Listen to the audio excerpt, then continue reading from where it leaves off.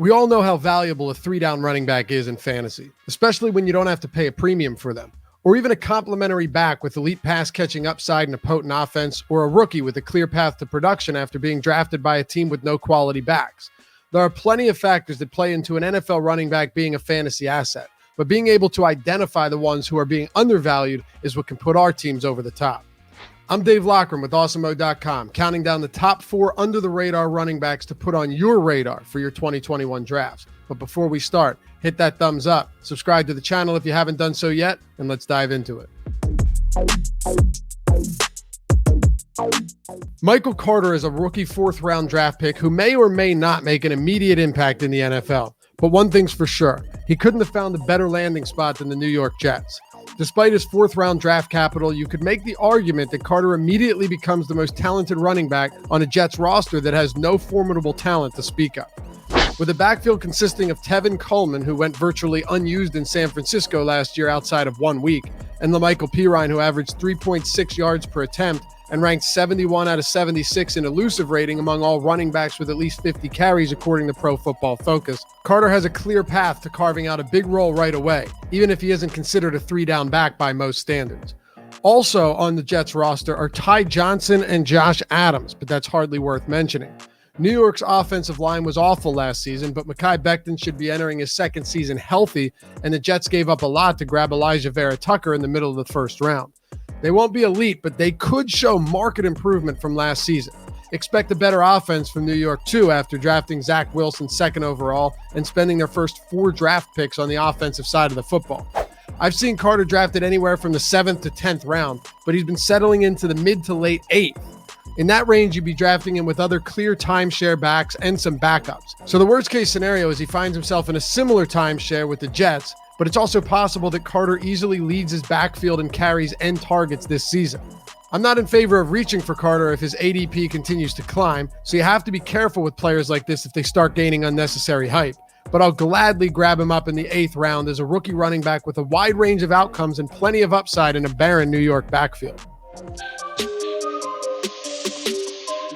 Believe it or not, Kareem Hunt was the RB10 in PPR leagues last year, posting 1,145 yards from scrimmage with a total of 11 touchdowns. Granted, Nick Chubb missed 4 games with an MCL sprain, but even in the games where Chubb was active, Hunt was the RB13. And while Chubb is an elite RB1 who is primed for yet another huge season, he's still going to cede some work to Hunt on the ground and especially through the air. In the 12 weeks Chubb played last season, Hunt still averaged over 11 carries per game. He was also targeted 51 times on the season compared to Chubb's 18. As a late 5th, early 6th round running back, Hunt should offer every week starting value in PPR formats with considerable upside in a rapidly improving Browns offense. It's certainly possible Baker Mayfield is asked to do more and the run game less in his 2nd year under Kevin Stefanski, but that could benefit Hunt, who should serve as Cleveland's clear passing down back again in 2021. It's also worth noting that Hunt becomes a clear 3-down workhorse if Chubb were to miss any time like he did last year. Mike Davis was the RB6 from weeks 3 through 16 last season, and that includes one game where Christian McCaffrey returned and got all of the work. In his 12 starts, Davis averaged 17.4 looks per game while racking up north of 1,000 yards from scrimmage and 8 total scores. Now, I'm not the biggest fan of Davis, but opportunity is everything. And since the Falcons decided to forego drafting a running back, instead waiting to grab 5'9", 183-pound undrafted rookie in Javian Hawkins, Davis should have virtually zero competition in the backfield. This Atlanta offense has plenty of talent, especially after drafting Kyle Pitts. So even if Julio Jones decides not to stick around, they should have no trouble moving the football and finding themselves in goal-to-go situations often. Where they don't have any depth is the running back position. Currently on the Falcons roster behind Davis is Cordarrelle Patterson, Quadri Ollison, Javian Hawkins, and Tony Brooks-James. You could very possibly be drafting Davis in the 5th round as a legitimate bell cow back who could see similar volume to what he received last season in Carolina. Good luck finding that value elsewhere.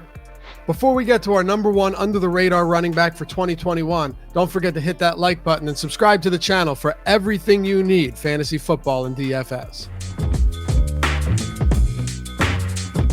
People are sleeping heavy on Miles Sanders this year and refuse to give him the benefit of the doubt after a turbulent 2020 season. The Eagles were in utter disarray last season. Their franchise quarterback got benched and subsequently traded after leading the league in interceptions. He managed to do that in 12 games, by the way. Their offensive line was missing Andre Dillard and Brandon Brooks all season. Lane Johnson was either playing injured or was sidelined, and Jason Peters should have retired long before week 1. So I guess we can give Wentz somewhat of a pass there too. But they went on to win only 4 games, finished 27th in scoring and 24th in total offense. Yet Sanders still eclipsed 1,000 yards from scrimmage in 12 games. He averaged 5.3 yards per attempt and was 5th in yards per contact after attempt among all running backs with at least 150 attempts, according to Pro Football Focus. He also recorded 3 carries of 70-plus yards coming against the Ravens, Steelers, and Saints. Sure, Sanders had some issues with drops as a pass catcher, failing to haul in over 22% of catchable passes. That's not good at all, especially for a running back. But in his rookie season, Sanders dropped a mere 5.7% of passes and racked up 8 receptions of 20-plus yards on only 50 receptions. And while people are worried about Jalen Hurts taking away Sanders' rushing upside, you have to figure that defenses will now have to account for a second rushing threat out of the backfield, potentially opening up more running lanes for Sanders. I'll be giving him the benefit of the doubt this season, especially seeing that you can land him in the late 3rd or early 4th rounds. There's simply way too much upside to pass up on here, and I'll take him all day over a similarly valued running back like Myles Gaskin in pretty much any format. Oh, and while everyone talks about a timeshare, Sanders was on the field for almost 75% of offensive snaps last season in the 12 games he played. I'm not worried. As always, thanks for watching. And don't forget to head to Awesemo.com for all of your fantasy football needs. We'll see you back here for the next one.